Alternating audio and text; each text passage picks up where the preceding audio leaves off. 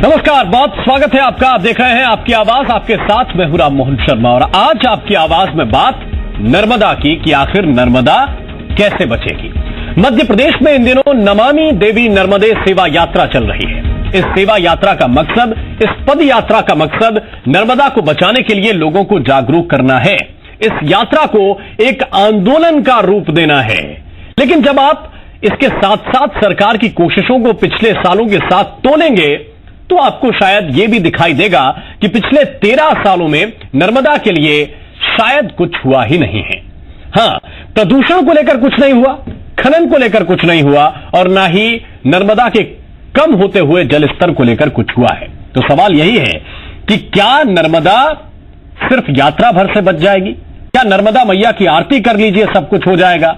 आखिर नर्मदा बचेगी तो बचेगी कैसे?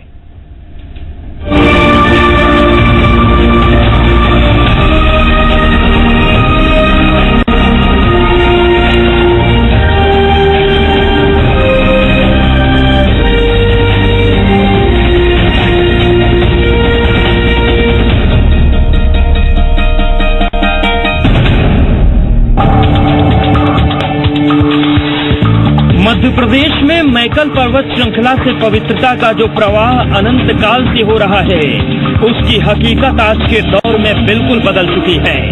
पुराणों की कहानियों में पूजनी नर्मदा को नर्क के त्रास से बचाने वाला माना गया है।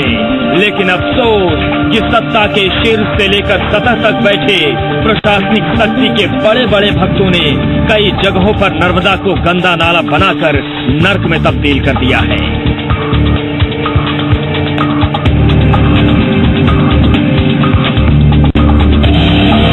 दशकों से चल रहा है नर्मदा को नर्क बनाने का सिलसिला। 16 जिलों से होकर गुजरने वाली पति पावनी को छलनी कर रही हैं बड़ी बड़ी मशीनें। सूबे के शासन से कांग्रेस की कुर्सी छीनी तो बीजेपी आई। सत्ता का केंद्र जरूर बदला, लेकिन नर्मदा की बदहाली नहीं बदल पाई। रेवड़ियों की तरह बढ़ती रही खदानें, खैरात की तरह होता रहा नर्मदा में खनन। लेकिन सियासत के संग्राम की सुगबुगाहट के बीच नर्मदा सेवा यात्रा का मंत्र मंत्रालयों से लेकर अमरकंटक तक एक बार फिर से गूंजने लगा है।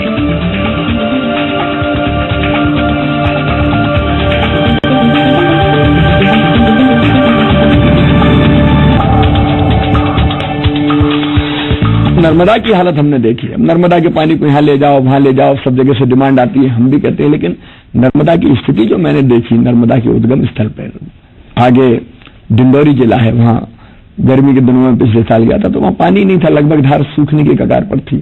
तो नर्मदा जी को बचाने के लिए एक अभियान चलाया जाना बहुत आवश्यक था, जो अभियान सरकारी ना हो, जिस अभियान से आम जनता जुड़ जाए। मुख्यमंत्री शिवराज सिंह चौहान कहते हैं कि डिंडोरी में नर्मदा की हालत देखकर उन्हें एहसास हुआ कि मैया मैली हो रही है। लेकिन सवाल ये उठता है कि ये समझने में आखिर 1 दशक से ज्यादा का वक्त क्यों लग गया? आखिर क्या कर रहे थे सूबे के अधिकारी? क्या कर रहा था करोड़ों अरबों का बजट वाला महकमा? क्या कर रहे थे प्रदेश योजना गढ़ने वाले मसीहा? और क्या कर रहे थे पार्टी कैडर के वो बड़े बड़े पुरोधा जो बात बात पर आला कमान को आंख दिखाने के लिए पहचाने जाते हैं? अब शगुफा छोड़ा गया है कि नर्मदा के किनारे मशीनों से उत्खनन नहीं होगा। मुख्यमंत्री के निर्देश पर बॉक्साइट की खदानें रद्द हो सकती हैं। बस सवाल इन्हीं संभावनाओं पर है साहब। यात्रा पड़ाव दर पड़ाव आगे बढ़ रही है, लेकिन चर्चा अभी भी नर्मदा के उद्धार की संभावनाओं पर ही चल रही है। ये बिल्कुल सही है। रेत का उत्खनन जो हो रहा है, जिस मात्रा में हो रहा है, वो चिंता का विषय है। उसमें कहीं संतुलन की आवश्यकता है। हम ये नहीं करें कि 100% रेत का उत्खनन रोक दिया जाना चाहिए, लेकिन कम से कम अवैध रेत का उत्खनन और मशीनों के द्वारा होने वाला उत्खनन रोकना चाहिए। मुख्यमंत्री जी के इतने अथक प्रयास के बाद और उनके जो मंथन के निष्कर्ष के बाद जो नर्मदा यात्रा चल रही है, उस यात्रा के बाद किसी भी कीमत पर हम नागरिक के नाते जो है नर्मदा में उत्खनन जो हो, दोहन हो सकता है, लेकिन शोषण तो हम नहीं होने देंगे किसी भी कीमत पर जो है, और उसको नहीं होने देंगे। और मैं अध्यक्ष के नाते उसके लिए प्रयास करूंगा तत्काल वो बंद हो। दरअसल नर्मदा संरक्षण को लेकर शिवराज सरकार की अचानक से आई सक्रियता कई सवालों को जन्म दे रही है। सवाल ये है कि क्या यात्रा कर लेने भर से नर्मदा का कायाकल्प हो जाएगा? सवाल ये है कि नर्मदा की सामाजिक और धार्मिक गाथा का बखान भर नर्मदा को निर्मल कर देगा। नर्मदा यात्रा हो, इसमें कोई बुराई नहीं। नर्मदा के महत्व को लोगों तक पहुंचाया जाए, कोई आपत्ति नहीं। सवाल तो ये है कि आखिर इस यात्रा के जरिए सियासत की राहें मजबूत होंगी या फिर नर्मदा को भी कुछ हासिल होगा। और सवाल भी इसी वजह से उठे क्योंकि यात्रा का आरंभ हो चुका है, बावजूद इसके सारे लक्ष्य जनता के लिए ही निर्धारित हुए। सवाल बड़ा है कि नर्मदा को लेकर निकम्मेपन का जो दौर दशकों से चल रहा था, उससे निकल लिए सूबे के नियम और अधिकारियों की जवाबदेही आखिर कब तय होगी। भोपाल से प्रवीण दुबे की रिपोर्ट, जी मीडिया। और आइए चर्चा की शुरुआत करते हैं। बहुत ही खास पैनल इस वक्त हमारे साथ जुड़ा हुआ है। भारतीय जनता पार्टी की नेता समीक्षा गुप्ता जी इस वक्त हमारे साथ जुड़ रहे हैं, ग्वालियर से सीधी लाइव हैं। बहुत बहुत स्वागत है समीक्षा जी आपका। कांग्रेस पार्टी के प्रदेश के मुख्य प्रवक्ता के मिश्रा जी इस वक्त हमारे साथ भोपाल स्टूडियो से मौजूद हैं। के मिश्रा जी, बहुत बहुत स्वागत है आपका भी। हमारे साथ चित्रूपा पालित जी भी जुड़ी हुई हैं, नर्मदा बचाओ आंदोलन से जुड़ी हुई हैं आप। बहुत बहुत स्वागत है चित्रूपा जी आपका भी। और साथ ही शिव अनुराग पटेरिया जी भी हमारे साथ मौजूद हैं, वरिष्ठ पत्रकार हैं, नर्मदा के विषय में विशेष जानकारियां रखते हैं। बहुत बहुत स्वागत है शिव अनुराग पटेरिया जी आपका।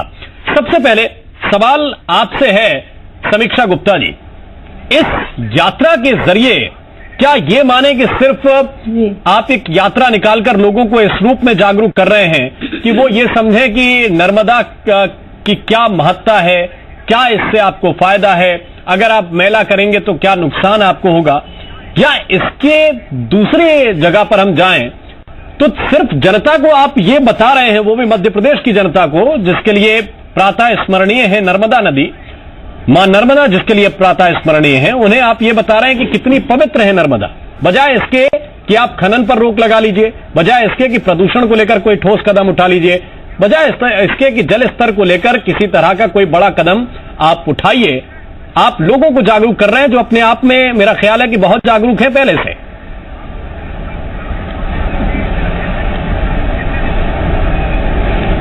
जी, मेरा मानना है कि सबसे पहले तो मैं आपके माध्यम से माननीय मुख्यमंत्री जी और इस टीम में, इस पवित्र कार्यक्रम में जो लोग जुड़े हैं, मैं उनको धन्यवाद देना चाहूंगी।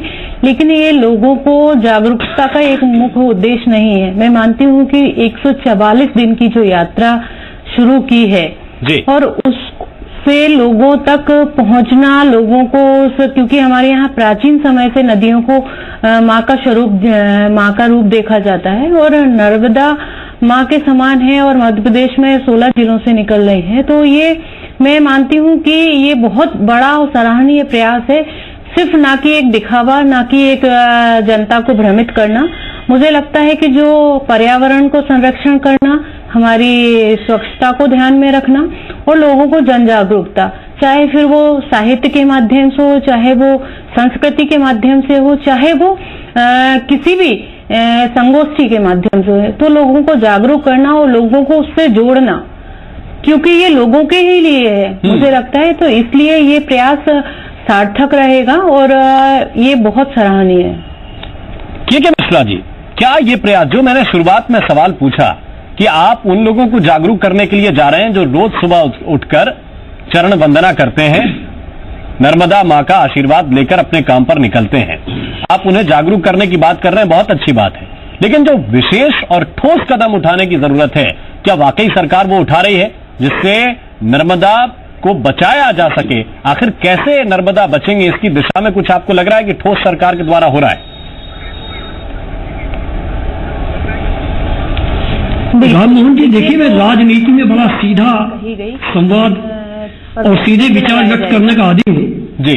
अफसोस इस बात का है कि जो लोग आज नर्मदा को बचाने की बात कर रहे हैं, उसे संरक्षित करने की बात कर रहे हैं, उसके सम्मान और अस्मिता को कायम रखने की बात कर रहे हैं, वे ही चेहरे तो हैं जो आज नमामि देवी नर्मदे की यात्रा के रूप में प्रमुखता से प्रचारित अपने आप को कर रहे हैं, जिन्होंने 11 सालों में मां नर्मदा के तट पर अवैध रेत का उत्खनन कर अरबों रुपयों की संपत्ति अर्जित की है, जिन्होंने उस मां नर्मदा के शरीर को छलनी कर दिया है, और वो लोग आज उस पाप को धोने की अपेक्षा उससे प्रायश्चित करने की अपेक्षा नमामि देवी नर्मदे यात्रा निकाल रहे हैं। मैं तो धन्यवाद देना चाहूंगा कि उन्होंने उन प्रदेश के निवासियों को फिर जागृत कर दिया है सोचने के लिए कि ये वही चेहरे हैं जिन्होंने अरबों रुपयों की अवैध रेतों का उत्खनन अवैध परिवहनों के माध्यम से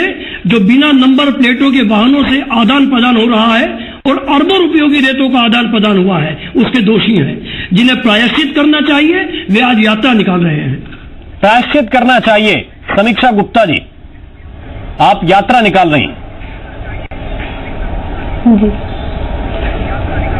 जी, मेरा मानना है कि आरोप लगाना बहुत आसान है, लेकिन इसके संबंध में सिर्फ ना कि चेहरा दिखाना एक उद्देश्य है। आज देखें कि नर्मदा जी के दोनों साइड, दोनों किनारों पर एक एक किलोमीटर की दूरी पे वृक्षारोपण का जो कार्यक्रम किया है, क्योंकि किसी समुद्र से किसी झील से नर्मदा नहीं जुड़ी है, उनका जल स्रोत वृक्षों के माध्यम से रहा है, बूंद बूंद कर नर्मदा को संग्रहित किया है। तो मुझे लगता है कि चेहरा दिखाने की या लोगों के को भ्रमित करने की बात तो ये लोग कह सकते हैं, लेकिन मेरा मानना है कि उत्खनन की बात, जो प्रतिबंध लगाने की बात माननीय मुख्यमंत्री जी ने कही है, निश्चित तौर पर उस पर सराहनीय कदम है। और जैसे मैंने कहा कि वृक्षारोपण है, क्योंकि तो ये भी हमें बताइए कि नर्मदा में आपने कितने ट्रीटमेंट प्लांट ऐसे लगाए जिससे जो गंदा पानी मिलता है, जो वेस्टेज नदी में मिलता है, वो ट्रीट होकर पानी नदी में मिले और कम से कम प्रदूषण इस स्तर का तो ना हो। ये कितने ट्रीटमेंट प्लांट आपने लगाए इससे पहले? बिल्कुल बिल्कुल, क्योंकि ये सारे प्रयास शुरू करे जा रहे हैं। और जहां, क्योंकि हमारे यहाँ घाटों की स्थापना की जाती है, घाटों पर सर्व सुविधा युक्त शौचालय की व्यवस्थाएं हों, हमारे यहाँ कुंड की व्यवस्था हो, या वृक्षारोपण से लेके या स्वच्छता की बात हो, ये तमाम सारे प्रयास इसीलिए किए जा रहे हैं कि नर्मदा को हम स्वच्छ कर सके। और जैसा आपने कहा कि नर्मदा हम सबकी प्राथमिकता है, तो मुझे लगता है कि जो इसके अगेंस्ट जा रहे हैं उन लोगों को भी सोचना चाहिए कि हम भी मध्य प्रदेश के हैं। और मुझे लगता है इसमें ना किसी पार्टी को भेदभाव रखना चाहिए। इसमें जब तक जन जन का अभियान नहीं होगा, जन जन नहीं जुड़ेंगे, तो इस अभियान में सार्थकता, सभी की संपन्नता और जिस उद्देश्य को लेकर ये शुरू किया गया, मुझे लगता है उसमें सफलता निश्चित मिलेगी। शिव अनुराग पटेरिया जी, आपका बड़ा तजुर्बा है, आपने काफी अध्ययन किया है इस नदी को लेकर भी, और काफी आपका पत्रकारिता का भी तजुर्बा है। मैं सिर्फ आपसे ये जानना चाहता हूं कि पिछले 11 सालों में अगर देख लें, आप आज ये कार्यक्रम लेकर आ गए कि पौधारोपण कीजिए, क्योंकि जड़ों से पानी आता है और उससे नर्मदा जी का जलस्तर बढ़ेगा, जबकि अलग अलग जिले में आप 10-10, 15-15 ऐसे बड़े बड़े नाले हैं जो नर्मदा जी में मिल रहे हैं और वहां प्रदूषण फैल रहा है, उस पर ध्यान नहीं है। अलग अलग घाटों से बड़ी बड़ी मशीनें रेत का उत्खनन कर रही हैं, इस पर ध्यान नहीं है। तो लोग अगर संभल भी गए, लोग जागरूक भी हो गए और अपने स्तर पर उन्होंने नहाना धोना, कपड़े धोना, फूल पत्ती डालना नर्मदा जी में बंद कर दिया, तो क्या प्रदूषण पर लगाम लगेगी? या फिर बड़े पैमाने पर जो केमिकल उसमें मिलता है, जो बड़े बड़े नाले मिलते हैं, उस पर लगाम लगाने की जरूरत है? देखिए, मुझे लगता है कि संस्थागत रूप से जो प्रदूषण किया जा रहा है उस पर रोक लगाने की बहुत जरूरत है। लगातार मैं पिछले 11 सालों से या इसके पहले वाले सालों से भी लगातार सुनता रहा हूं कि नर्मदा के साथ लगने वाले शहरों में सीवेज ट्रीटमेंट प्लांट लगाए जाएंगे। होशंगाबाद का सेठानी घाट देख लीजिएगा, सबसे गंदा घाट मुझे दिखाई देता है। और दूसरा एक बड़ा घाट है जबलपुर का ग्वारी घाट, वहां पर गंदगी का अंबार लगा रहता है। सीवेज प्लांट न होने के कारण से गंदे नाले और शहर की गंदगी नर्मदा जी में प्रभावित होती है। ये प्रवाह गंदगी का सिर्फ बात के हिस्सों में नहीं है, जहां नर्मदा जी का उद्गम होता है, आप अरंडी आश्रम तक चले आइए, उससे ठीक है नीचे उतरते हुए, तो जितने वहां के आश्रम हैं, होटल हैं, उनका सारे का सारा सीवेज नर्मदा की उस बहुत ही क्षीण ढाला में जाके मिल जाता है और उसे नाले के तौर पर तब्दील कर देता है। दरअसल जो संस्थागत प्रयास होना चाहिए, मुझे ध्यान आता है कि लगभग 2.5-3 साल पहले तत्कालीन नगरीय कल्याण मंत्री बाबूलाल गौड़ ने, या उनका विभाग क्या था, उन्होंने कहा था कि हम 21 नगर निगमों और नगर पालिकाओं के सीवेज प्लांट लगा रहे हैं और उसके लिए हमने कुछ पैसा मंजूर कर दिया है। लेकिन वो पैसा गया कहां पे, वो प्लांट गए कहां पे हैं? दरअसल टोकनाइज में हमारी राजनीति जिंदा रहती है। जब आपको लगता है कि कुछ नया अभियान, नया विषय खड़ा करना है तो हम खड़ा कर देते हैं। और सबसे बड़ी बात है कि नर्मदा की पट्टी पर कांग्रेस या गैर भाजपा के दलों का प्रभुत्व है। मुझे लगता है इस यात्रा के जरिए शिवराज सिंह एक एड्रेस करने की, पॉलिटिकल एड्रेस देने की कोशिश कर रहे हैं, क्योंकि मध्य प्रदेश में 2018 में चुनाव होने वाले हैं। तो उसके पहले, साल भर पहले एक लंबी यात्रा जो मध्य प्रदेश के 16 से ज्यादा जिलों में गुजरेगी, तो मुझे लगता है 1100 किलोमीटर चलेगी, तो कुछ उसमें कहीं ना कहीं एक राजनीतिक नजरिया भी है। ठीक है सर, एक बहुत छोटा सा ब्रेक हम यहाँ पर ले रहे हैं। हमारे साथ चित्रूपा पालित जी भी जुड़ी हुई हैं, उनके पास हम चलेंगे ब्रेक के बाद, और असल में नर्मदा का दर्द क्या है वो थोड़ा सा बेहतर रूप में आपको शायद समझा पाएंगे। उनके पास चलेंगे, वो नर्मदा बचाओ आंदोलन के साथ जुड़ी हुई हैं, काफी वक्त से काम कर रहे हैं। तो नर्मदा आखिर बचेगी कैसे, चर्चा इस पर लगातार जारी है। छोटा सा ब्रेक, तुरंत हाजिर हो रहे हैं।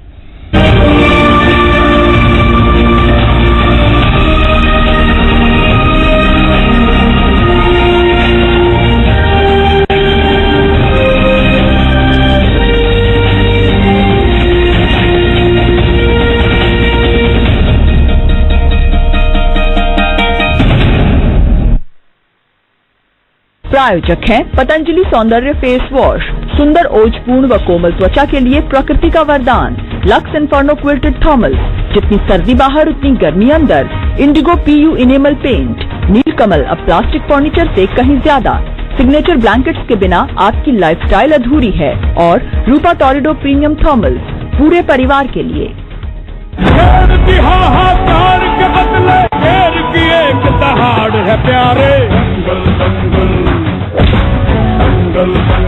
जिनके दिलों में है कुछ कर दिखाने का जुनून और आगे बढ़ने की चाहत, वो रहते हैं जिंदगी के दंगल के लिए हर पल रेडी। पहलवानी तो सिर्फ छोरे करें, हमारी चोरियां चोरों से कम है के।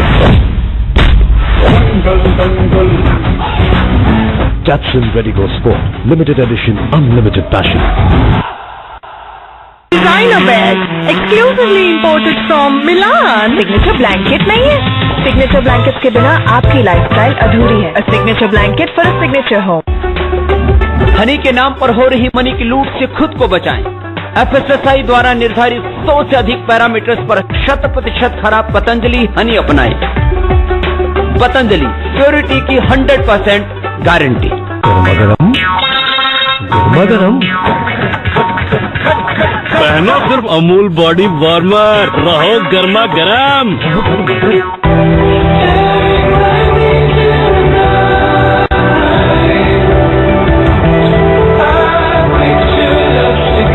megapixel moonlight camera, perfect selfie, Vivo V5, Vivo Camera and Music। जनवरी 2017 में होने वाले स्वच्छता सर्वेक्षण में आओ हम सब मिलकर इंदौर को नंबर 1 बनाएं।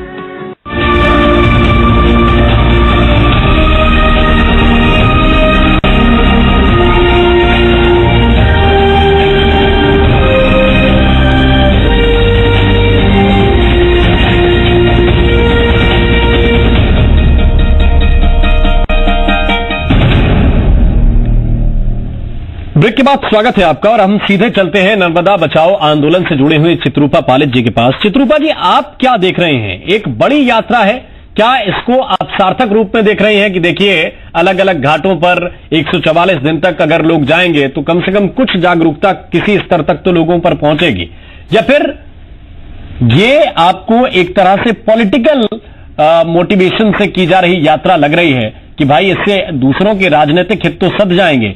नर्मदा कितनी स्वच्छ, कितनी निर्मल होगी, क्या आपको लग रहा है इसके जरिए?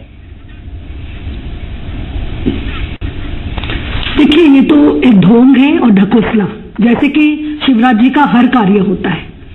नर्मदा जी का जो के बारे में जो श्रद्धा है, वो श्रद्धा में वो अपना जो पूरी तरह से भ्रष्टाचार में लिप्त जो उनका पूरा चरित्र दिख रहा है सबके सामने, उसको वो वहां किसी तरह से साफ या पवित्र करने जा रहे हैं। दरअसल शिवराज जी ने प्रिसाइड किया है उन सालों पर जिसमें नर्मदा में सैकड़ों गांव, 255 गांव इंदिरा सागर का, 249 गांव सरदार सरोवर का, 61 गांव महेश्वर का, 14 गांव अपर बेदा का, ये सारे जो नर्मदा जी के ओंकारेश्वर के 31 गांव, ये सब लोगों को जो विस्थापित किया गया या भगाया गया, उनको बगैर कोई पुनर्वास दिए, बगैर कोई दूसरा जगह दिए, इस पर इन्होंने प्रिसाइड किया है। इन्होंने प्रिसाइड किया है, अध्यक्षता की है उन जंगलों का, जो इंदिरा सागर का जंगल सबसे बढ़िया जंगल था, आकाश तक नहीं दिखता था,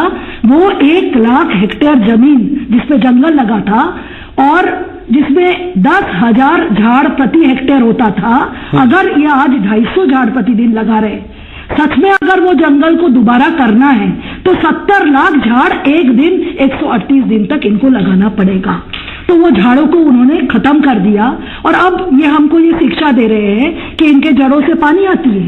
वो जंगलों के कारण से नर्मदा जी हमेशा स्थिर रहती थी, लेकिन अब जो उन्होंने बना दिया है बांधों का श्रृंखला, अब चर्चा चल रही है कि खनन के कारण से, या सिर्फ ये जो नदियां है जो आके मिलती है, जो गंदगी लाती है, उस पर भी मैं, उस बात पर मैं सहमत हूं, लेकिन सिर्फ इसी कारण से हो रहा है नहीं। नर्मदा का जो त्रासदी है वो बड़े बांधों का निर्माण से चालू हुआ है। आप देखिए जो बाढ़ आ रहे हैं, आपने देखा पिछले साल 2 बड़े बड़े ट्रेन डूब गए, कैसे हो रहा है? ये जो उन्होंने बनाया है, अभी ओंकारेश्वर का मंदिर, अगर महेश्वर बांध बन जाएगा, ओंकारेश्वर का मंदिर डूब में है, महेश्वर का किला डूब में है। ये सारी चीजें जो है, पूरी नर्मदा जी जो बनी है, उनके लोगों के साथ, उनकी संस्कृति के साथ, ये सब डुबोया जा रहा है। और जब इनको प्रश्न पूछा जाता है तो ये कोई जवाब नहीं देते हैं। अब मैं पूछ रही हूँ कि ये जो आप यात्रा निकाले हैं, ये यात्रा का पैसा कहाँ से आया, कितना पैसा आया?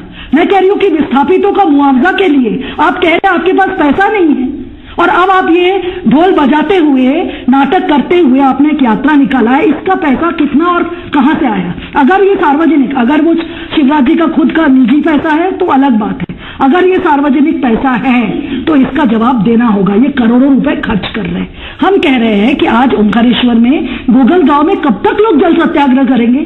2012 में किया, 2015 में किया, इंदिरा सागर के लोगों ने जल सत्याग्रह किया, बेदा में लोगों को डुबो दिया। तो ये जो कर रहे हैं, क्यों ना वो सुप्रीम कोर्ट का, आप सोचिए, सुप्रीम कोर्ट का आदेश है कि 5-5 एकड़ जमीन या 5 एकड़ जमीन खरीदने के लिए जो जरूरी अनुदान है उसको देकर इन लोगों का पुनर्वास किया जाए, नहीं किया। महेश्वर बांध को लेकर पूरी खिलवाड़ चली, दिग्विजय के समय से चालू हुआ, शिवराज ने उसको आगे बढ़ाया और आज वो बांध खड़ा है, लेकिन उसका पावर हाउस नहीं बन पाया। अब सरकार ने कह दिया है कि ये जो पावर परचेज एग्रीमेंट है 35 साल का, इसको हम रद्द करते हैं, बिजली हम नहीं खरीदेंगे। अगर आपने फैसला किया है तो बांध को हटा दीजिए। तो हमारा ये कहना है कि विस्थापितों का सवाल, ये जो जगह जगह से कितने सारे शराब के कारखाने, ट्राइडेंट खड़ी है सीहोर में। मेधा पाटकर जी भी इस वक्त हमारे साथ फोन लाइन पर जुड़ गए हैं। मेधा जी, बहुत बहुत स्वागत है आपका। हम इसी बात पर चर्चा कर रहे हैं कि नमामि देवी नर्मदे सेवा यात्रा मध्य प्रदेश में इस वक्त चल रही है, और क्या इसका लाभ आपको नजर आ रहा है? आप क्योंकि नर्मदा से काफी लंबे वक्त से जुड़ी हुई हैं, इसलिए मैं आपका तजुर्बा इस पे जरूर जानना चाहूंगा। हमारी नजर से तो ये नर्मदा के व्यावसायीकरण के लिए हो रही बात है, राजनीतिकरण भी है उसमें, क्योंकि इस यात्रा के उद्देश्य में अगर नर्मदा को बचाना है और प्रदूषण को रोकना है, तो प्रदूषण तो सबसे पहले बड़े बड़े बांधों की नहीं, जलाशयों की श्रृंखला में जो नर्मदा को परिवर्तित किया है उससे हुआ है, न केवल 4 प्लास्टिक के थैलियां डालने से। और साथ साथ जो रेत खनन हो रहा है जो अवैध है, और जिस रेत खनन से बहुत सारी मिट्टी नर्मदा में धकेल कर अवैध रूप से, गैर कानूनी रूप से, हाईकोर्ट का स्टे है 4 जिलों के लिए हमारे हाथ में, फिर भी जो हो रहा है उसमें शासन प्रशासन शामिल है। तो फिर जो विनाश कर रहे हैं, इतना बड़ा विस्थापन, इसके बारे में इस यात्रा में एक लफ्ज नहीं निकाला जा रहा है। और उनकी आबादी नहीं, केवल वहाँ के लाखों लाखों पेड़, जंगल और अति उपजाऊ भूमि, मंदिर, मस्जिद, सब कुछ खत्म करने के बाद उसके बारे में कुछ न बोलना, ये नर्मदा सेवा यात्रा के उद्देश्य की पोल करती है। जी। अवैध खनन रोकने के बाद केवल अमरकंटक नहीं होगी क्या, कि जहाँ सोना भी मिलेगा तो हम नहीं खनन करेंगे, ये कह रहे जा रहे हैं। हाँ जी। तो अगर इस पर भी जरा भी ध्यान नहीं दे रहे हैं कोई, तो इनके हाथ में सत्ता और शासन होते हुए ये क्यों नहीं रोक सकते हैं? यात्रा की जरूरत नहीं है, 1 घंटा एक गांव में जाकर नहीं रोक सकते हैं सब बातें। करोड़ों रुपए खर्च करके उल्टी जो परिक्रमा पथ के नाम से बन रहा है, वो तो वाहन परिक्रमा के लिए बन रहा है और अंबानी के लिए बन रहा है। राज्य की तिजोरी से 1600 करोड़ खर्च होकर वो कर रहे हैं। ठीक, 664 करोड़ के पेड़ देकर भी फल वृक्ष से कभी भूख क्षरण भी नहीं रुकने वाला है। तो ये सब खोखली बातें हैं और उनको सवाल जरूर किए जाएंगे, करना जरूरी है। ठीक है मेधा पाटकर जी, बहुत बहुत धन्यवाद, बहुत बहुत शुक्रिया, आप हमारे साथ जुड़ी। हम यहाँ पे एक छोटे से ब्रेक के लिए रुक रहे हैं। ब्रेक के बाद जरूर ये तमाम बातें जो यहाँ पर उठी हैं वो भारतीय जनता पार्टी के नेता से पूछेंगे, समीक्षा गुप्ता जी से ये सवाल जरूर पूछेंगे कि आखिर क्या वजह है, क्यों अब तक इन बड़ी बड़ी चीजों पर ध्यान नहीं दिया गया, क्यों खनन पर, क्यों घटते जलस्तर पर, क्यों प्रदूषण को लेकर कोई बड़ा काम अब तक सरकार की तरफ से नहीं हुआ। सिर्फ यात्रा के जरिए क्या नर्मदा को बचाया जा सकेगा? छोटा सा ब्रेक ले रहे हैं, तुरंत हाजिर होते हैं।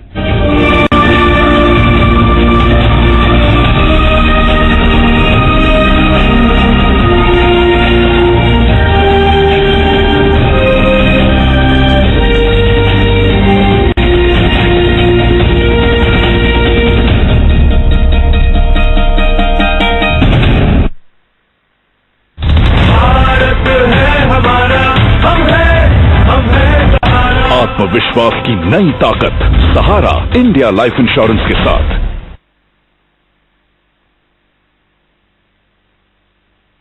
भगवान हर जगह मौजूद रहे, इसलिए उन्होंने माँ को बनाया और उसकी ममता के साथ प्रकृति की सौम्यता हर शिशु को मिले, इसलिए हमने शिशु केयर बनाया। पतंजलि शिशु केयर बॉडी लोशन में बसते हैं प्रकृति माँ के गुण, जैसे बादाम, एलोवेरा, जैतून, अमा हल्दी, खीरा और गेहूं का तेल।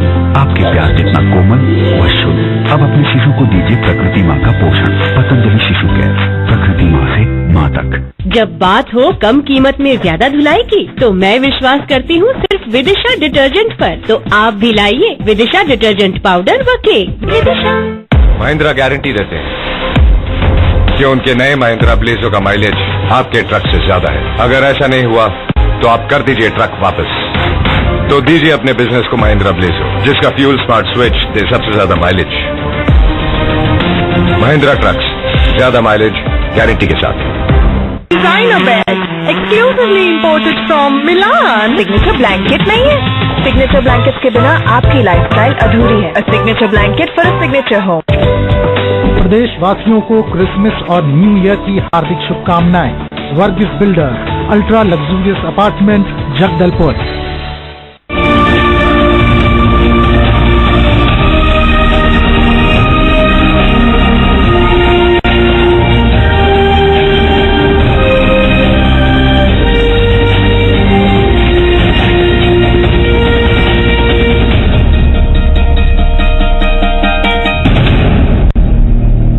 ब्रेक के बाद स्वागत है आपका। सेवा यात्रा के जरिए ग्रामीणों को बहुत कुछ समझाया जा रहा है, उन्हें जागरूक भी किया जा रहा है, लेकिन जागरूकता के बीच सवाल ग्रामीणों की जीविका का भी है, जो कई जगहों पर सीधे सीधे नर्मदा से जुड़ी हुई है। एक नजर इस पर भी डालिए कि क्या वाकई नर्मदा को बचाने के लिए सामाजिक आंदोलन के साथ साथ ठोस सरकारी कदम जरूरी नहीं है?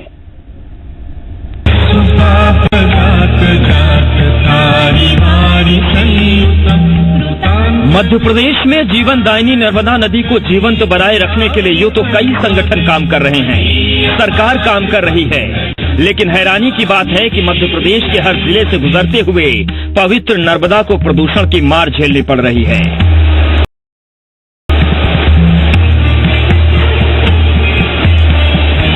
आपको ये बात परेशान भी कर सकती है कि नर्मदा में अकेले मध्य प्रदेश में ही 100 से ज्यादा नाले मिलते हैं। इन नालों के जरिए गंदा पानी, केमिकल और ठोस गंदगी नर्मदा को अपवित्र कर रही है।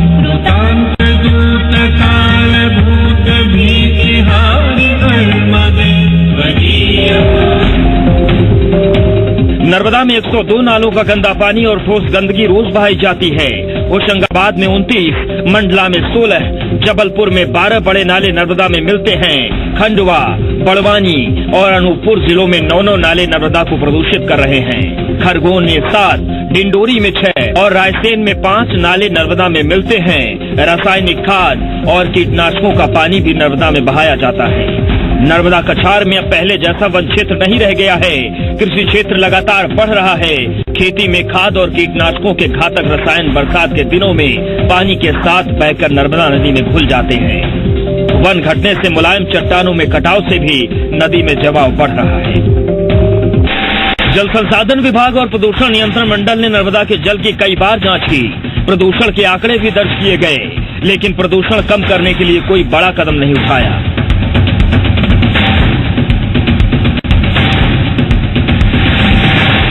खनन भी नर्मदा नदी को खोखला कर रहा है। पिछले 20 सालों से अवैध खनन पर किसी भी तरह की लगाम नहीं कसी गई। उल्टा हाईटेक मशीनों से अवैध खनन का खेल भी आज धड़ल्ले से चल रहा है। जबलपुर में नर्मदा के चाक घाट, खिरैनी घाट में दिन दहाड़े नाव और मशीनें लगाकर नर्मदा की छाती को छलनी किया जा रहा है। इसके अलावा होशंगाबाद, नरसिंहपुर समेत हर जिले में खनन माफिया नर्मदा के अस्तित्व के साथ खेल रहे हैं।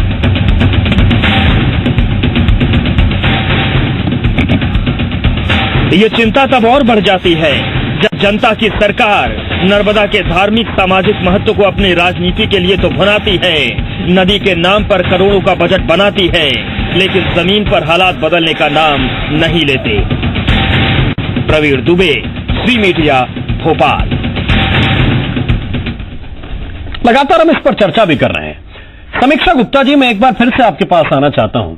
मुख्यमंत्री जी जब बार बार संवाद कर रहे हैं मंचों से इस यात्रा के दरमियान, तब एक बड़ी बात वो कहते हैं कि मैं जब अमरकंटक से आगे बढ़ा, मैंने पिछले साल डिंडोरी में देखा कि नर्मदा नदी तकरीबन ऐसा लग रहा है जैसे धार खत्म हो रही है। तब मुझे लगा कि एक बड़ी यात्रा निकाले जाने की जरूरत है, लोगों को जोड़ने की जरूरत है।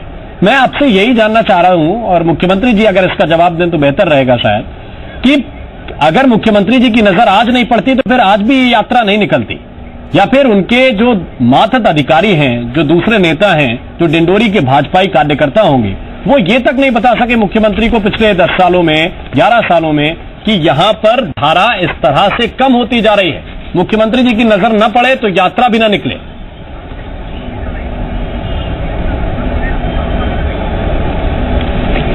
नहीं, ऐसा नहीं है। और जैसा कि राजनीति को लेकर चर्चाएं हुई हैं, मैं मानती हूं कि ये हम सबका दायित्व है। कहते हैं कि जहाँ व्यक्ति है वहाँ प्रकृति का विनाश है, और व्यक्ति ही उस प्रकृति को संरक्षण करता है।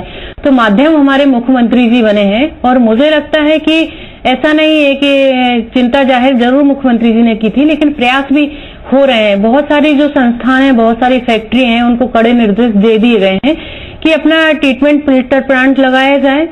हमारे जितने भी घाट हैं उनका शुद्धिकरण के लिए निर्देश दिए हैं। खनन की बात जो बार बार कही जा रही है, उस पर भी प्रतिबंध लगाया गया है। तो ऐसा नहीं है कि ये प्रयास पहले से नहीं है, या अभी किए गए या राजनीति को लेकर किए गए।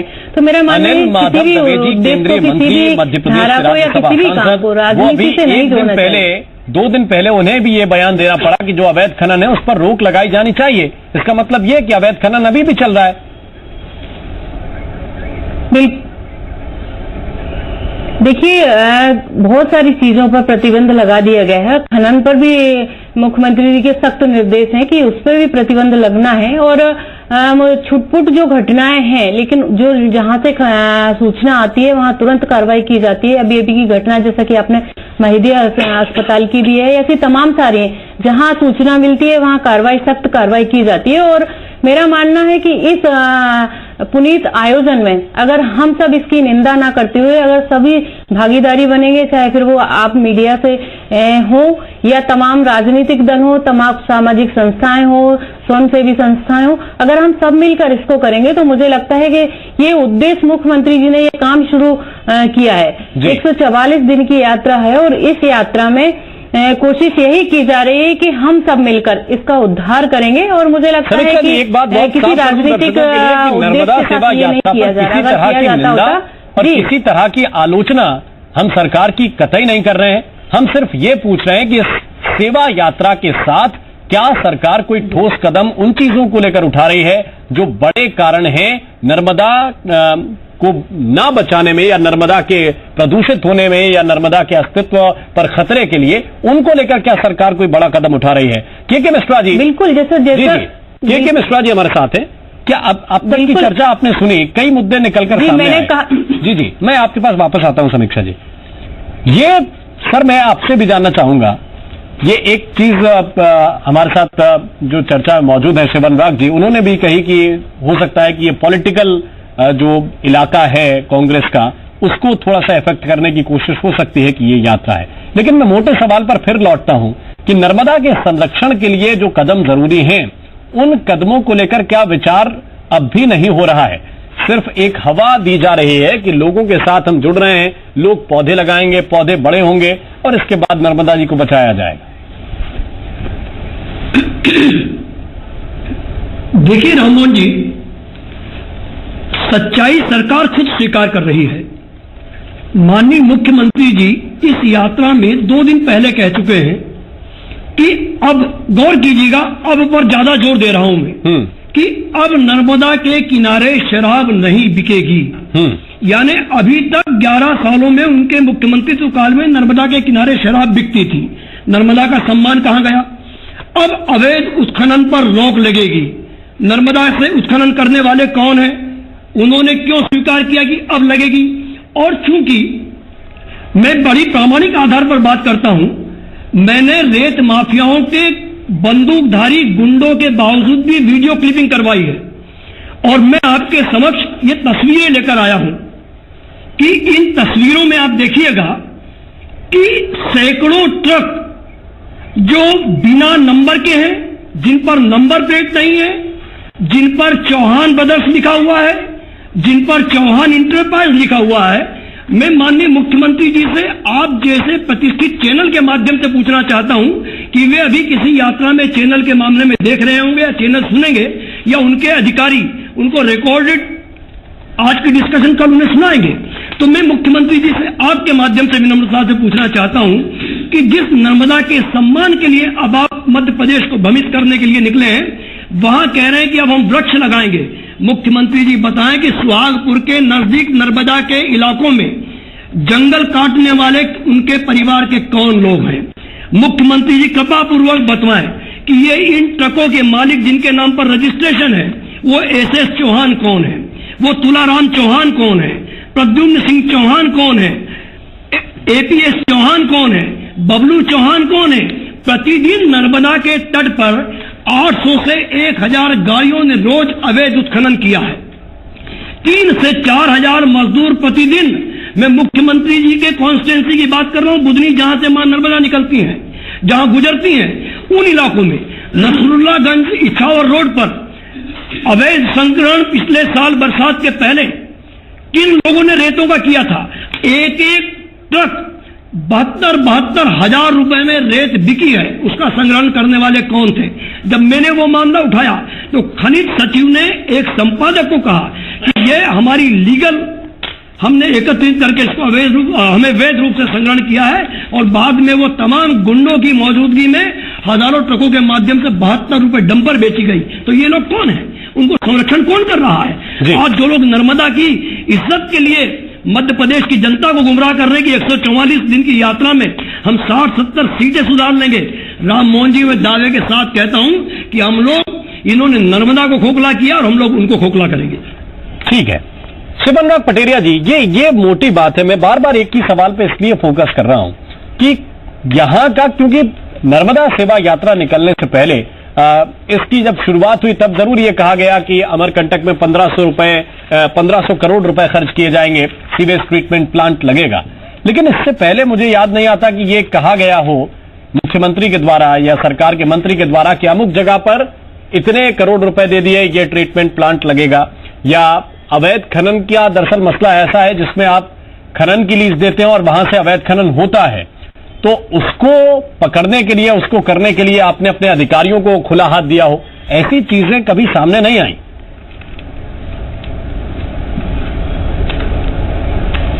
आपका कहना बहुत सही है। अगर याद करिए कुछ साल पहले सीहोर जिले के एक राज्य प्रशासन सेवा के अधिकारी ने उत्खनन को लेकर बड़ा अभियान चलाया था। अभियान के जरिए रेत के अवैध भंडारों को पकड़ा गया था, डंपर्स को पकड़ा गया था। उन पर कोई कार्रवाई तो नहीं, लेकिन उन अफसर महोदय को जरूर वहां से रुखसत कर दिया गया।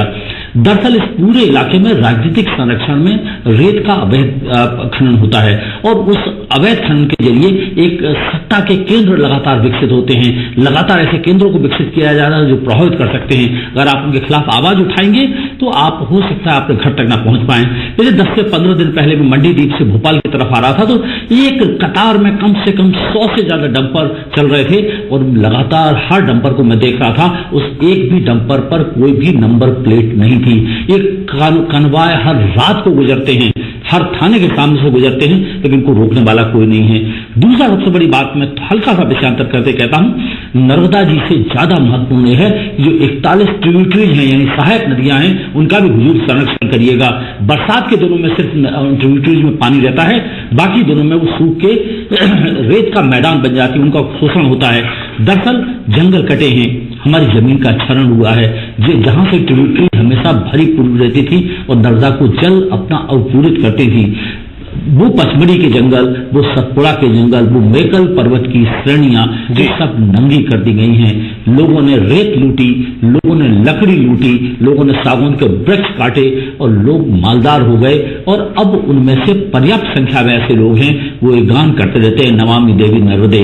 मुझे लगता है मुंह में राम बगल में छुरी की इस अवधारणा को प्रस्तुत करते हैं। अच्छा, चित्रकूट पार्क की एक और बड़ी बात मध्य प्रदेश में हुई है नदियों को लेकर। पुत्र हैं, एक तो क्षिप्रा लिंक बना है और दूसरा अब ये ताजा मुख्यमंत्री की योजना है जिसमें वो कह रहे हैं कि कई गांवों तक पानी हम लिफ्ट करके नर्मदा जी का ऊपर उठाकर ले जाएंगे और स्प्रिंकलर के जरिए पानी की सिंचाई लोगों तक पहुंचाएंगे। इसका भी कोई इफेक्ट नदी की गंभीर नदी को जोड़ने की बात कर रहे हैं वो। जी जी, गंभीर नदी देखिए आप मुझे बोल रहे हैं जी जी चित्रूपा जी, मैं यही पूछ रहा हूँ कि लिंक करते हैं जब नदी उसका भी कुछ इफेक्ट पड़ रहा है। जी जी, लिंक पर भी बात करती हूँ। हाँ, मैं कह रही हूँ कि पहले तो देखना पड़ेगा कि जो ये बात हो रही है उत्खनन और अन्य का, इसका क्या सीमा है। आज 1312 किलोमीटर की नर्मदा जी है जिसमें से 150 किलोमीटर गुजरात की है, बाकी जो हिस्सा है उसमें से 700 किलोमीटर बंध चुका है बांधों में, सिर्फ 400 किलोमीटर का स्ट्रेच बचा है जिसमें आप बोल रहे हैं कि उत्खनन व अन्य चीजें हो रही हैं। जानबूझकर शिवराज जी जो बंधा हुआ नर्मदा है, जहां पानी आप कह रहे हैं जलूद का पानी आज इंदौर जा रहा है। आप जलूद बांध को देखकर आइए देखने के लिए, पूरे लाशों, पूरा इंसान का लाश, जानवर का लाश सब लगा हुआ है जहां से पानी जा रही है। ये जो स्ट्रेच है जहां से पानी ले जाने की बात हो रही है, ये पानी जो है इतना गंदा हो गया है, इसमें इकोलाई, मलेरिया और अन्य चीजें जो भर गई है, ये सारी बीमारियां, ये पानी को ले जाने की बात हो रही। दूसरी बात है, मैं ये कहना चाहती हूँ कि निमाड़ या जो अन्य जगह जहां से पानी लिया जा रहा है, ये क्या कोई कुआं है और ये किस कीमत में ले जाया जा रहा है? नर्मदा जी का पानी जो इंदौर ले जा रहा है, जाया जा रहा है या देवास ले जाया जा रहा है, उसका क्या कीमत है? क्यों नहीं इंदौर देवास में जो तालाबें हैं, वहां के जो स्थानीय स्रोत है, उसको बेहतर बनाया जाए। एक पूरा खेल चल रहा है नर्मदा को लेकर, विदेश का पैसा आ रहा है, आईएफसी का पैसा आ रहा है, वर्ल्ड बैंक का पैसा आ रहा है और जगह जगह वो कह रहा है कि हम नर्मदा स्कीम सेटअप कर रहे हैं। खंडवा में मैं रहती हूँ, खंडवा में नर्मदा का पानी लाएंगे। पैसा आया कहां से? वॉशिंगटन से, आईएफसी से और केंद्र सरकार के माध्यम से। किसी को पानी मिला? उल्टा जो स्रोत थे, जो पहले के स्रोत थे, नागचून तालाब, सुक्ता डैम, वहां के 290 ट्यूबवेल, उनको सब तोड़ दिया गया, खत्म कर दिया गया। तो ये नर्मदा जी के नाम पर पूरा, जो मेधा जी ने कहा, व्यवसायीकरण हो रहा है, कंपनियों को ठेका दिया जा रहा है और इस सबको एक चोला पहनाने के लिए आज शिवराज जी ढोल बजाते हुए यात्रा पे निकले हैं। इसका हम विरोध करते हैं। हमारा कहना है यात्रा जरूरी है, लोगों से मिलना जरूरी है, लेकिन शिवराज जी के पास इतना साहस हो कि सचमुच में जो लोग पीड़ित हैं, सचमुच में जो समस्याएं हैं, जो जंगलें कटी है, जो बांधे बनी है और जो किसी का उपयोग के लिए नहीं आ रहा है। मैं कह रही हूं कि आपने इंदिरा सागर डैम एशिया का नंबर 2 डैम बना दिया जो सबसे बड़ा इंपाउंडमेंट का है। उसी खंडवा जिला में आपने ओंकारेश्वर बांध बना दिया, एनएचडीसी ने बनाया। मैं पूछ रही हूँ एमपी भी एनएचडीसी से बिजली क्यों नहीं खरीदती है? 2 रुपए क्या बिजली नहीं खरीद कर टॉरेंट से अब 5 रुपए 7 रुपए में बिजली खरीद रहे हैं। तो आपने बांधों को बनाया, आपने हजारों लोगों को डुबाया, आपने लोगों ने कितना त्याग किया, आपने उनको कुछ भी नहीं दिया। उसके बाद वो बिजली बिक भी नहीं रहा है क्योंकि वो अर्ध सार्वजनिक क्षेत्र का है, इसीलिए आप जो निजी बिजली संयंत्र है उससे आप ले रहे हैं। तो मैं कह रही हूँ कि ये पूरा जो है ये मनमानी चल रहा है नर्मदा जी के नाम पे, नर्मदा जी के विकास के नाम पे, नर्मदा जी की पवित्रता के नाम पर पूरा एक तरफ व्यावसायिक हित और दूसरी तरफ राजनीतिक हित। तो हम इसका विरोध करते हैं। क्या कहेंगे? और मैं आपको बताऊं कि मैं आम आदमी पार्टी में इसलिए आई नर्मदा बचाओ आंदोलन से क्योंकि हमें स्पष्ट हो गया कि भाजपा और उसके पहले कांग्रेस ने कुछ नहीं किया नर्मदा के लिए। और हमें मालूम है नर्मदा के सवालों को अगर हल करना है 6 महीने भी नहीं लगेंगे, लेकिन पॉलिटिकल विल होना चाहिए। आप अपना खुद का, अपनी पत्नी का व्यावसायिक हितों को एक तरफ रख रहे हैं, राजनीतिक हित को एक तरफ रख रहे हैं और आगे बढ़ रहे हैं। पूरा एक नर्मदा जी जो एक, देखिए मेरा मानना है कि हिम्मत है हमारे मुख्यमंत्री जी में, साहस है उनमें, इसलिए वो ढोल बजाकर निकले हैं लोगों को जागरूकता के लिए। और जैसा कि 2 मुद्दों पर चिंता जायज है मुख्यमंत्री जी ने देखी है कि उत्खनन और जो प्रदूषित पानी जो मिल रहा है उसका, तो उसके लिए मैंने बताया कि उत्खनन पर रोक भी लगाई गई है। और हमारे गाँव के लोग, हम तो गाँव जाते हैं, पानी साफ करने के लिए ट्रीटमेंट प्लांट की सभी संस्थाएं हैं उनको भी किए गए हैं, मुख्यमंत्री के स्तर पर भी किया जा रहा है। और मुझे लगता है कि जितना साहस हमारे प्रदेश के मुखिया ने, मुख्यमंत्री जी ने दिखाया है, आज इतना साहस किसी में नहीं है। और आज आने वाले 11 वर्षों की जो बात करते हैं लोग, हम मध्य प्रदेश की ही बात कर लें, कृषि कर्मठ अवार्ड जो बार बार मिले हैं वो मुख्यमंत्री के प्रयासों से, हमारे मध्य प्रदेश के रहवासियों के प्रयासों से ही मिले। ऐसे तमाम सारी, चाहे बेटी की जन्म की बात हो, चाहे उसकी शिक्षा की बात हो या स्वास्थ्य की, तो हम जिस विषय को लेकर बात कर रहे हैं वहां राजनीति की बात होनी ही नहीं चाहिए। और मुझे लगता है कि अगर राजनीति की बात कर रहे होते तो आज 11 वर्ष हमारे माननीय मुख्यमंत्री जी के कार्यकाल को हो गए हैं। और निश्चित तौर पर मैं भरोसा दिलाती हूं अपनी सरकार की ओर से, माननीय मुख्यमंत्री जी की ओर से, एक कार्यकर्ता होने के नाते, कि जिस ध्येय को लेकर आगे बढ़ रहे हैं, चाहे वो ढोल के माध्यम से हो या लोगों के माध्यम से हो या जन जागरूकता के माध्यम से हो, उसको हम सब मिलकर ठीक करेंगे। और आज नर्मदा जी की हम बात करते हैं, निश्चित तौर पर 144 दिन का जो संकल्प लिया है, उसके बाद निरंतर हम सब घाट घाट पर पहुंचकर, चाहे फिर वो किसी भी माध्यम से हम लोगों को काम करना पड़े, निश्चित तौर पर हमारी सरकार और हम सब मिलकर करेंगे। ठीक है मिश्रा जी, बार बार बीजेपी यही कहने की कोशिश कर रही है कि क्यों ना आप इसे एक सकारात्मक रूप से देखें, क्यों ना इस रूप में देखें कि कहीं से तो शुरुआत हुई है, इसके बाद कुछ अच्छा होगा, यही मान लीजिए।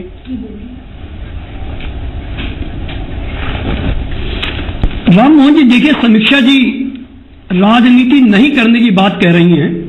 मैं बड़ी शिद्दत के साथ उनसे प्रार्थना करना चाहूंगा कि जिस ग्वालियर को बिलोंग करती हैं उसके नजदीक मुरैना जिला है, उस मुरैना जिले में रेत माफियाओं ने आईपीएस नरेंद्र कुमार की हत्या कर दी। उन माफियाओं को बचाने के लिए उनकी विधवा पत्नी को, जो उनके संवैधानिक अधिकार थे, सरकार ने उससे भी उन्हें मरहूम रखा। उन्होंने अपना केडर चेंज करा के यूपी चली गई। रही मुख्यमंत्री जी, चूंकि इसके हीरो हैं नमामि देवी नर्मदे यात्रा के, तो बार बार मैं फोकस उन्हीं पर करूंगा कि मुख्यमंत्री जी के गृह गांव बुधनी में जो उनकी विधानसभा क्षेत्र है, वहां रेत माफियाओं ने एएसआई सुनील वर्मा और रामदत्त की इसलिए ट्रक के नीचे उनकी कुचलकर हत्या कर दी क्योंकि वो अवैध उत्खनन से पास हो रहा ट्रक पकड़ने के लिए रात को पहुंच गए थे। मुख्यमंत्री के गृह जिले में एक कलेक्टर पर, शिव अनुराग पटेरिया जी की बात को मैं आगे बढ़ाऊंगा कि जब उन्होंने रेत माफियाओं के खिलाफ एक्शन लिया तो उस कलेक्टर पर, मैं नाम सहित कहूंगा, राघवेंद्र सिंह जी बहुत दमदार अधिकारी हैं, उन पर जीप चलाने की कोशिश की गई। 3 लोगों को, निर्दोष लोगों को घर में सोए हुए थे, अवैध डंपरों ने कुचलकर मार डाला। तो कुल मिलाकर रेत माफियाओं का नर्मदा के किनारे इतना बड़ा आतंक चल रहा है। आप चेक पोस्ट पर जाइए, आम व्यक्ति से पैसा वसूल रहे हैं और बिना नंबर के डंपर रेत लेकर उसमें तिरपाल लगाकर निकल रहे, कोई रोकने वाला नहीं है। वहां रेत माफियाओं के गिरोह में गोलीबारी हो रही है, आज तक कोई एक्शन नहीं हो रहा है। तो जो लोग आज अराजकता की ओर ढकेल रहे हैं नर्मदा की रेत के अवैध उत्खनन, उसके अवैध परिवहन और उसके अवैध संग्रहण को लेकर, वे लोग किस मुंह से आज नर्मदा को सम्मान के लिए, उसकी अस्मिता के लिए सड़कों पर निकल रहे, शर्म आनी चाहिए। और मैं कहना चाहूंगा कि उन्हें इस पाप की सजा जरूर मिलेगी। ठीक है, एक क्लोजिंग कमेंट मैं चाहूंगा शिव अनुराग पटेरिया जी आपकी तरफ से, और इस सवाल के साथ भी कि क्या कुछ भी इसमें सकारात्मकता नहीं दिखती, कुछ पॉजिटिविटी नजर आती है कि कहीं से भी अगर शुरुआत हो रही है तो वो एक नई शुरुआत कही जा सकती है? रामू जी, मुझे लगता है कि इसकी एक सकारात्मकता मैं देख सकता हूं कि अगर लोगों में स्वस्फूर्ति, एक जागरूकता पैदा हो जाएगी तो नर्मदा जी को बचाया जा सकेगा। अगर लोग खड़े हो जाएंगे तो सरकार और व्यवस्था जैसी चीजों को आप रोक सकते हैं। लेकिन जब सरकार टोकनेज में भरोसा करने लगे, सिर्फ इसलिए कि प्रतीकात्मक रूप से आप काम करने लगे, तब चीजों की दिक्कतें बहुत बढ़ जाती हैं। मुझे लगता है मेरी आखिरी उम्मीद सिर्फ आम लोगों से है। सरकारें तो आती जाती रहती हैं, नर्मदा हमारी संस्कृति की संवाहक है, हम सबको उसके मिलकर रक्षा करना चाहिए। बिल्कुल, बहुत बहुत धन्यवाद, बहुत बहुत शुक्रिया आप सभी मेहमानों का हमारे साथ इस चर्चा में शरीक होने के लिए। बहुत बहुत धन्यवाद।